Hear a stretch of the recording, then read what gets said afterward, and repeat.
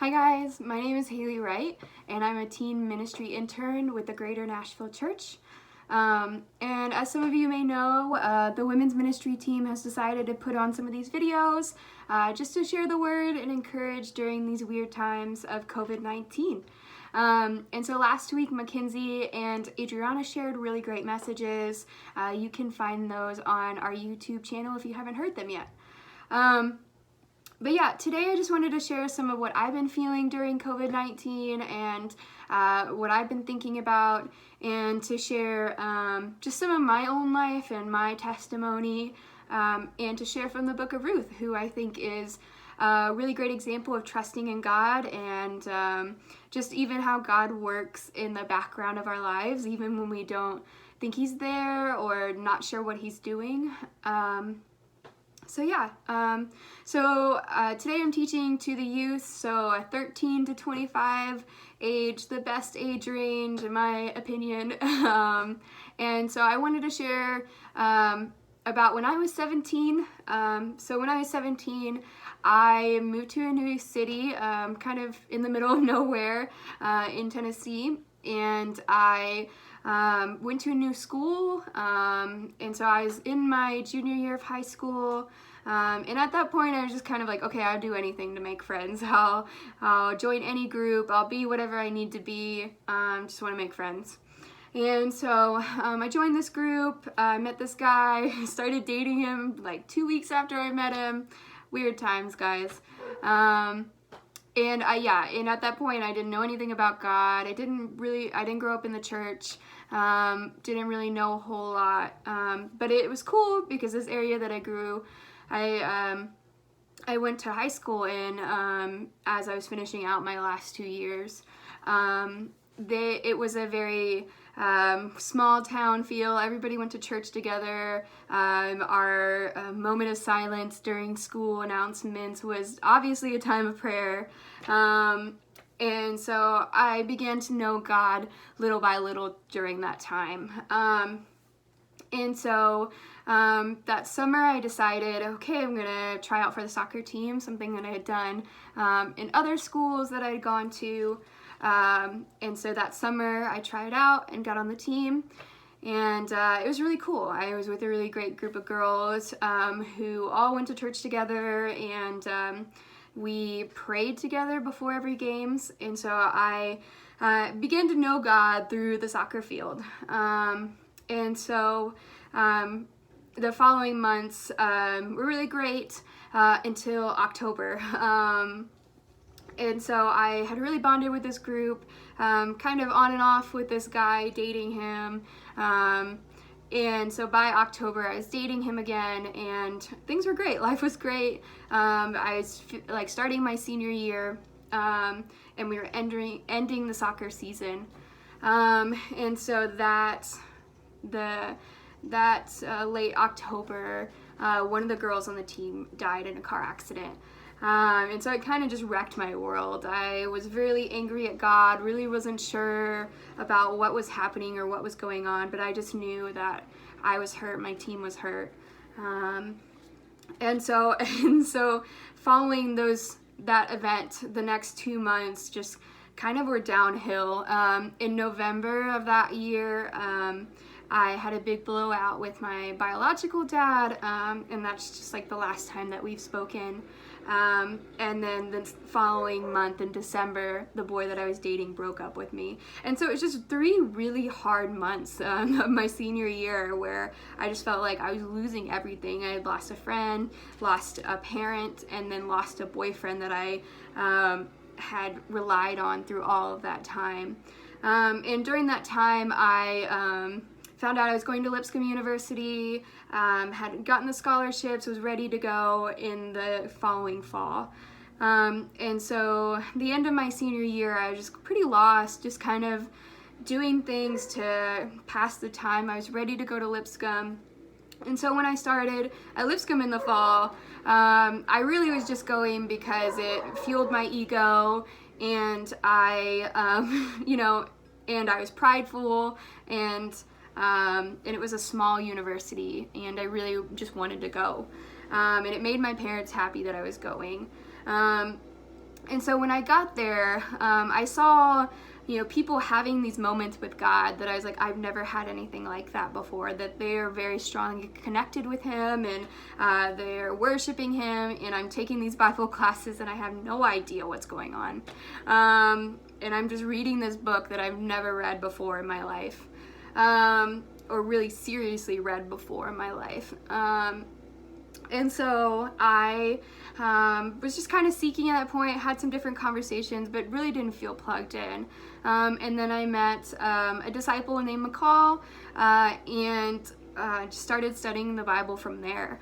And so I was super grateful for that time in my life. But as some of you may know, or who know me, know that I'm a 6-month planner. I generally know like what the next 6 months are gonna hold for me.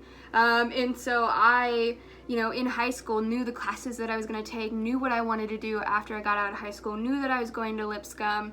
But God just changed my life in those 6 months.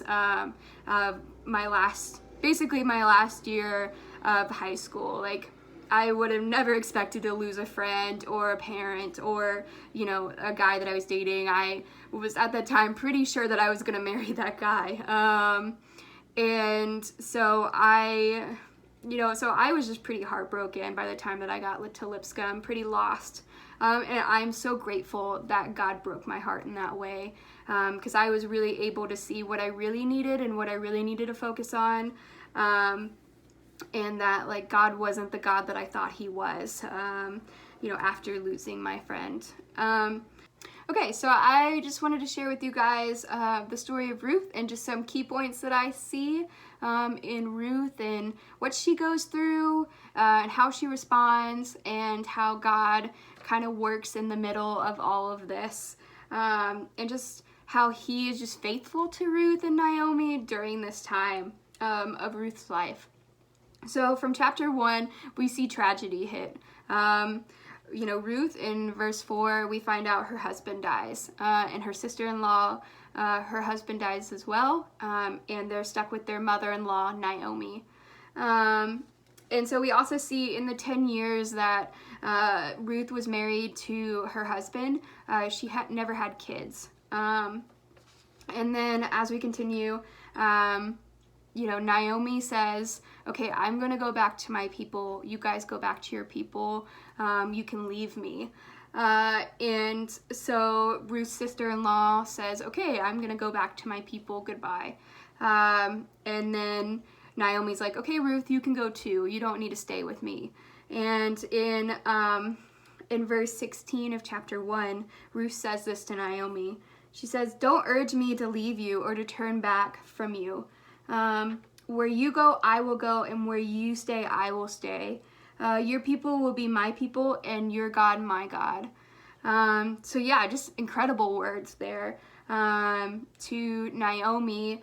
And so Naomi, she stops. She's like, okay, you can stay with me. But I really love this quote that I found. And it says, Naomi painted the future black. In widowness and in childlessness, but Ruth instead took her hand and walked into it with her. So she was like, okay, I'm not gonna leave you. Like I'm in this with you, Naomi. And so then they go ahead back to Naomi's people.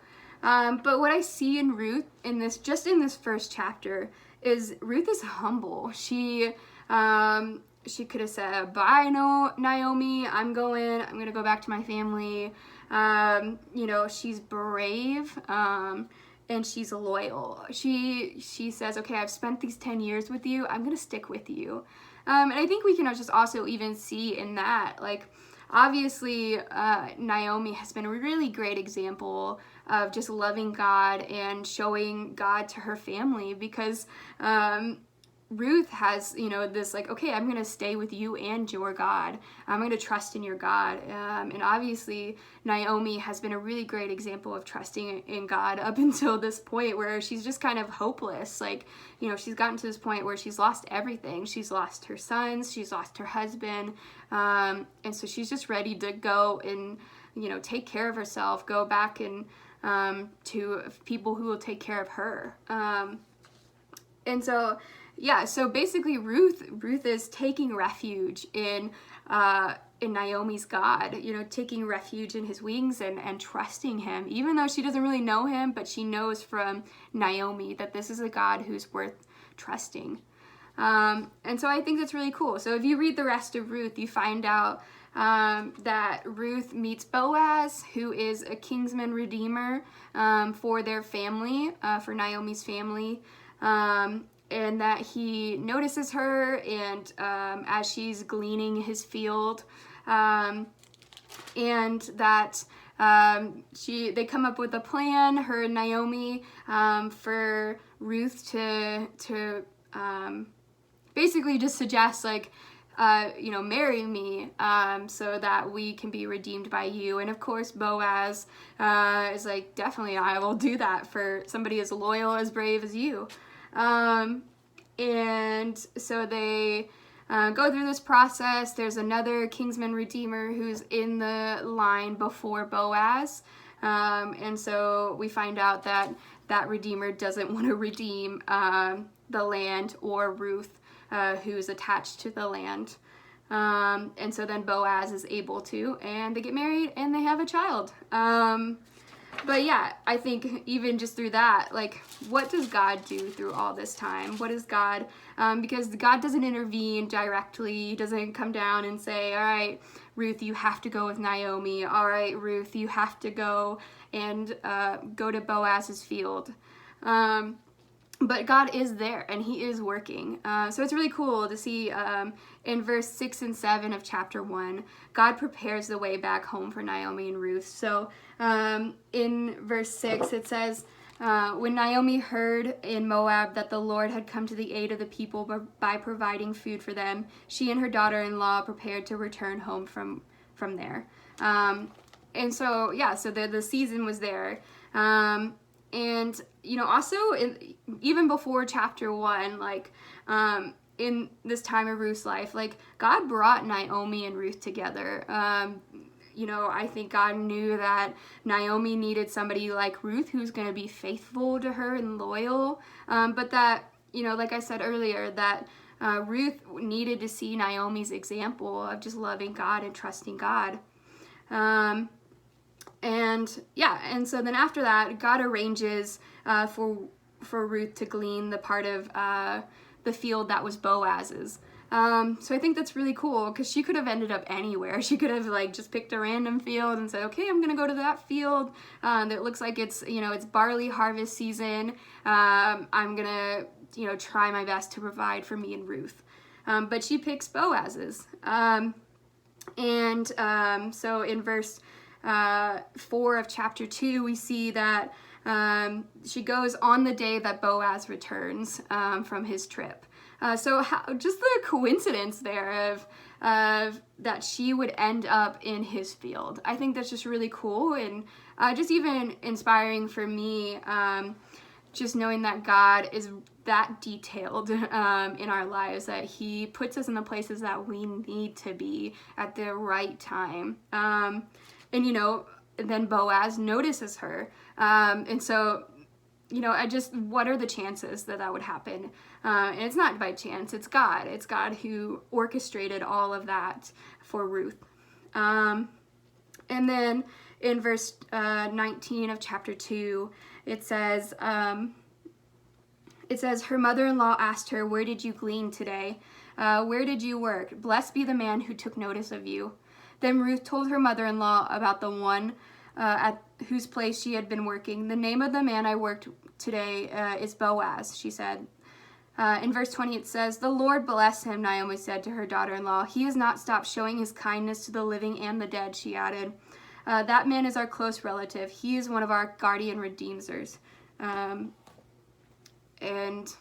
yeah, so I think that's really cool, that God had prepared the way for this. God knew that Naomi would be in this position with Ruth, and knew that, you know, that they needed somebody. They needed somebody to take care of them, and that being Boaz.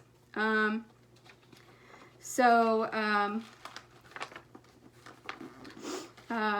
and so also God had Ruth be a Moabite, so that the other redeemer would refuse. So basically, as Ruth and Boaz came up with this plan, Boaz said, there's this other redeemer who has like first dibs, on the land, and therefore you. And so when Boaz approached him, he said, like, okay, here's this. Do you want the land? And the redeemer is like, yes. But then Boaz was like, but also Naomi and Ruth come with this land, so you have to take it. And he refused. He said, no, you can take it. You can redeem the land, and therefore Ruth. So yeah, and God allows that, and you see that in chapter 4, verse 5. And then at the end of the book of Ruth, you see in chapter 4, verse 13, like God allows Ruth to conceive and have a son. And so, we see that like God waited for Ruth to be able to have children, that she wasn't able to have children with Naomi's son, but in those 10 years that they were married together. But with Boaz, she was able to, and then they had a son.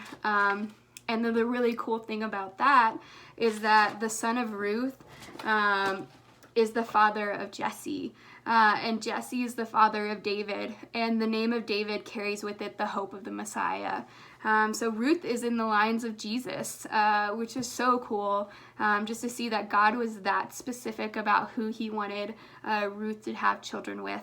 And so we see that in verse 4, or in chapter 4, verse 17 through 22.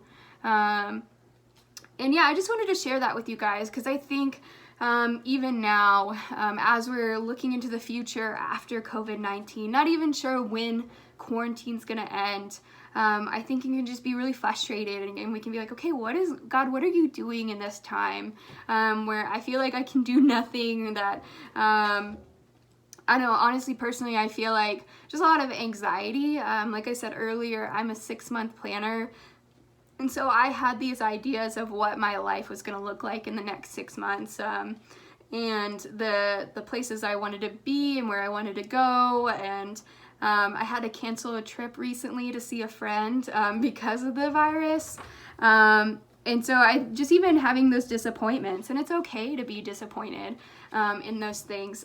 But what it's not okay to be is not to trust God in this time. It's, we need to trust that he has a purpose in all of this, or that he has a plan, that he's going to work through it no matter what it is. And so even just for me, I think just really having to struggle through the frustration of not being able to plan out things, not even knowing like what the next day is going to hold, because things are very unpredictable right now. And I think as teenagers, I know you guys aren't in school right now, and I think that's really frustrating for you, especially those of you who are seniors and juniors, who, aren't able to take the ACT, who are unsure of what, the next school year is going to hold. And for that, I'm really sorry. I think that's really, that just sucks, that you aren't able to plan those things out, and I'm sorry, but I know that God is going to work through that. And for the seniors who aren't able to have the end of their senior year, I'm really sorry.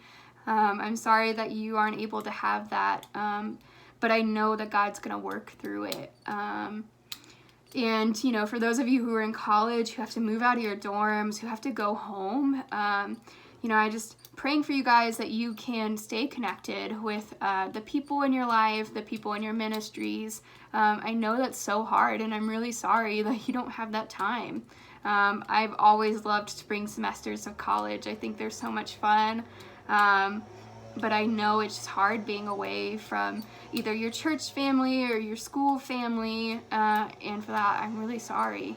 But again, God can work through this time that you have at home, this time that you have not being in school right now. And I know that God, if you seek him and look for him, that you will find him. And so I just really praying for you guys that you can use this opportunity to really fall in love with God, to really get to know him, to spend extra time with him, but also just to really reflect on who you are and who you want to be, and just how you can trust God more. And so yeah, guys, I'm just really grateful that I got to share this message with you and share these parts of my life with you, and I'm just praying that COVID-19 is over soon, and that we can all see each other again, because I can't wait to give you all hugs.